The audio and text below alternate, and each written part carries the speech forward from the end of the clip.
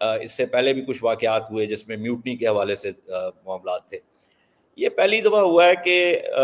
معاملہ جو ہے اس کا تعلق جو ہے وہ ایک ایسے allegedly مبینہ طور پہ ایک ایسے انفرادی عمل کے ساتھ ہے جو کہ سویلین قوانین کے تحت بھی جرائم میں شامل ہوتا ہے. اور یہ آرمی ایکٹ میں ایک استثناء تھا کہ ریٹائرمنٹ کے 6 مہینے کے بعد اگر فوج نے کسی کو احتسابی عمل سے گزارنا ہے تو پہلے اس کو سویلین کورٹ میں جانا پڑے گا. لیکن اس کے اندر پھر 2 جو ہیں استثناء ہیں, آرٹیکلز ہیں, جن میں سے ایک کا تعلق میوٹنی کے ساتھ ہے اور ایک کا تعلق جو ہے ڈیفراڈنگ جو ہے وہ ایک آرٹیکل 30 ہے, آئی تھنک ایک 41 ہے if I remember correctly. وہ میں ابھی آپ کو دیکھ کے بتا بھی سکتا ہوں. تو ان کے اوپر الزام یہ ہے کہ اب تو خیر بہت ساری باتیں کھل کے آ گئی نا, کیونکہ اب چونکہ وہ ان کے بارے میں بات کرنا حلال ہو چکا ہے, اس سے پہلے حرام تھا, اب تو حلال ہو چکا ہے. یہ اب مختلف لوگ جو ہے وہ مختلف باتیں بھی کر رہے ہیں, اور یہ بھی عین ممکن ہے کہ بہت سارے لوگوں کو جو ہے وہ اطلاعات فراہم بھی کی جا رہی ہوں, کیونکہ اس میں فوج نے اپنا ایک امیج بھی بتانا ہے کہ جی ہمارا خود احتسابی کا عمل جو ہے وہ دیکھیں وہ کتنا جو ہے وہ شفاف ہے, اور ہم نے کتنے سینئر 3 اسٹار کو جو ہے, جو کہ director general inter services intelligence directorate بھی رہ چکے ہیں, کہ ہم نے ان کو جو ہے وہ گرفت میں لے لیا. تو اس کا ایک تعلق جو ہے وہ امیج کے بیانیے کے ساتھ بھی ہے. اور ظاہر ہے میڈیا جو ہے جو کہ اس وقت خاصا پابند سلاسل ہے کئی چیزوں کے حوالے سے, تو ان کو تو یہ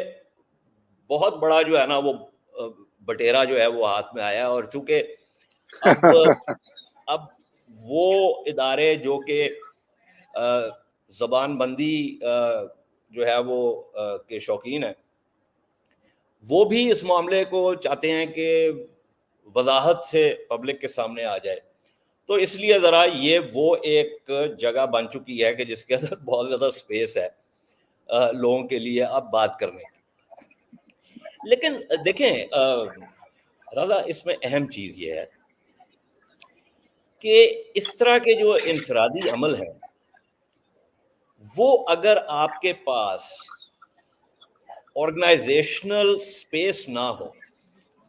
یا آپ ایک ایسی جگہ پہ نہ بیٹھے ہوں کہ جہاں پہ ایک کلچر بن چکا ہو, اس کلچر کے ساتھ انگریزی کا لفظ ہے امپیونٹی. آپ جو ہے وہ اردو کے متبادل تلاش کرنے میں بہت جو ہے نا مہارت استثناء ہر طرح کا حاصل ہوتا ہے. I don't think impunity is not استثناء, but anyway وہ امپیونٹی بھی آ جاتی ہے. اچھا, پھر ایسا ہے کہ جب سے یہ دہشت گردی کے خلاف لڑائی کا معاملہ شروع ہوا ہے تو بہت سارے قوانین جو ہے وہ بن چکے ہیں کہ جس میں پولیس کے پاس یا سویلین انٹیلیجنس ایجنسیز کے پاس یا فوج کی انٹیلیجنس ایجنسیز کے پاس, یعنی عمومی طور پر جو لا انفورسمنٹ ایجنسیز ہیں, اگر ہم اس کو ایک امبریلا جو ہے ٹرم استعمال کریں, ان کے پاس باضابطہ قوانین کے تحت اتنی گنجائش ہے کہ جس میں وہ کسی کو بھی اٹھا سکتے ہیں, اور کم از کم 90 دن تک تو وہ اس کو قانونی طور پہ کسی کے سامنے پیش کرنے کی ان کو ضرورت نہیں ہے. تو یہ جب آپ اس کا دیکھیں سو کیا ہوا, ایک تو ہے کہ آپ کے پاس قوانین ہیں, دوسرا یہ ہے کہ ادارے کا ایک کلچر ہے. جیسے ایف بی آئی کا ایک کلچر بن گیا تھا ایڈگر ہوور کے نیچے, اور وہ کلچر جو تھا جس وقت جو ہے وہ چرچ کمیٹی بیٹھی تو اس کے اندر جب تحقیقات ہونا شروع ہوئیں تو سی آئی اے کے بارے میں بھی, ایف بی آئی کے بارے میں بھی, ان لینڈ ریونیو سروس کے بارے میں بھی, جو میں نے آپ نے جس مضمون کا اشارہ کیا اس میں نے یہ مینشن بھی کیا, وہ جب تحقیقات مکمل ہوئیں تو امریکہ میں تو لوگوں کے رونگٹے کھڑے ہو گئے, کیونکہ اس کے اندر سے ایسا بھیانک مواد جو ہے وہ برآمد ہوا کہ لوگوں نے کہا کہ یہ تو, اور آپ کو پتہ ہے یہ جو لفظ استعمال ہوتا ہے ڈیپ اسٹیٹ, جو پاکستان میں بھی کچھ سالوں سے مستعمل ہو گیا ہے, یہ بنیادی طور پہ آیا ہے امریکہ سے. اور یہ جو چرچ کمیٹی کی جو فائنڈنگز تھی, اس کے بعد یہ لفظ جو ہے وہ استعمال ہوتا تھا کہ بھئی ایک ڈیپ سٹیٹ ہے جو کہ شہریوں کے ساتھ کچھ بھی کر سکتی ہے اور قوانین کا اس طریقے سے استعمال کر سکتی ہے, اور ایک ایسا کلچر آف امپیونٹی ڈیولپ ہو جاتا ہے آرگنائزیشن میں کہ آپ کچھ بھی کر سکتے ہیں. ہم نے پولیس میں یہ دیکھا, یعنی کراچی کا آج بھی لوگ اور کئی پولیس آفسر جو ہیں, جہاندیدہ پولیس آفسر, وہ تو ہمیں پرائیویٹلی یہ بھی کہتے تھے کہ دیکھیں بات یہ ہے کہ جب آپ نے اس طرح کا کام کروانا ہو یا کسی گینگ کی کمر توڑنی ہو یا کسی جو ایک ڈاکٹر جیکل مسٹر ہائٹ قسم کی پولیٹیکل پارٹی ہے جس کا کوئی ایک کرمنل جو ہے وہ انڈر گراؤنڈ بھی ہے, اس کی کمر توڑنی ہو, تو آپ کسی شریف ایس ایچ او کے پاس نہیں جائیں گے, آپ کسی بدماش ایس ایچ او کے پاس جائیں گے جو کہ ایکسٹرا جوڈیشل کلنگز کا جو ہے وہ ماسٹر ہے. یہ پولیس میں آپ کو پتا ہے, آپ ڈی ایم جی میں خود رہ چکے ہیں, آپ تو پولیس کو کنٹرول کرتے تھے, تو آپ کو معلوم ہے کہ پولیس میں یہ کلچر جو ہے وہ عام ہے. اور یہ صرف پاکستان میں نہیں ہے, مشرق کی طرف جو ہمارا ہمسایہ ہے جس کے ساتھ ہمارے تعلقات کی نوعیت اچھی نہیں ہے, وہاں پہ بھی یہی معاملہ ہے, اور وہاں پہ بھی آئے دن جو ہے یہ باتیں ہوتی ہیں پولیس کے حوالے سے. تو یہ ایک قوانین, کلچر آف امپیونٹی, اور پھر اس کے اندر آپ کی انفرادی جو بھی آپ کی وہ ہے ہوس کہہ لیں, یا آپ نے جو پیسہ بنانا ہے, یا آپ نے کسی خاص طریقے سے کام کرنا ہے, تو وہ ساری چیزیں آپس میں اکٹھی ہو جاتی ہیں. تو اس لیے میں یہ سمجھتا ہوں, اور یہی چیز میں نے اپنے مضمون میں بھی لکھی, کہ پہلی بات تو یہ ہے کہ یہ چیز خوش آئند ہے کہ آپ نے ایک بڑے افسر کو گرفت میں لیا,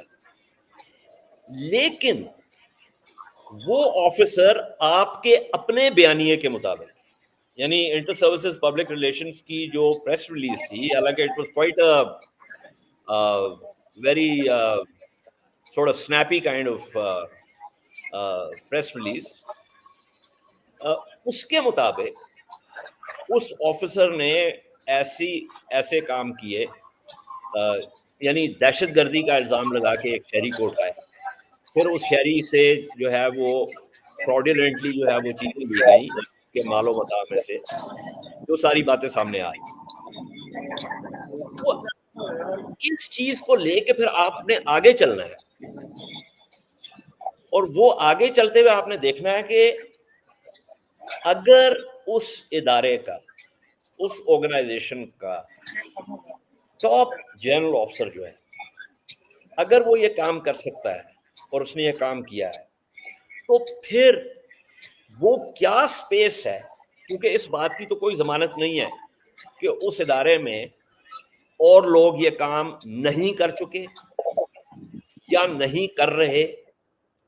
یا نہیں کر سکتے. سو آپ نے while you are dealing with former General Faiz Hamid, you also have to look into that particular culture. What is it that is giving an officer the space to do what he did? اگر تو آپ نے یہ کیا تو پھر یہ جو احتساب کا عمل ہے یہ ایک مثبت سمت میں جائے گا, اور پھر ہمارے پاس ہمیں پتہ چلے گا کہ قوانین کے نام پہ انٹیلیجنس ایجنسیز, خواہ وہ انٹر سروسز انٹیلیجنس ہو جو جہاں کا اس وقت معاملہ ہو رہا ہے, خواہ وہ انٹیلیجنس بیورو ہو, خواہ وہ پاسبلی ملٹری انٹیلیجنس ہو, یا دوسری انٹیلیجنس کی جو ادارے ہیں سول کے یا آرمی کے, کہ وہ اسپیس جو ہے یا وہ کلچر جو ہے, you have to strike at that. اور آپ نے یہ دیکھنا ہے کہ کلیکٹو سیکیورٹی کے نام پہ جو ہم نے قوانین بنائے ہیں, اس سے انفرادی حقوق جو ہے وہ پامال تو نہیں ہو رہے.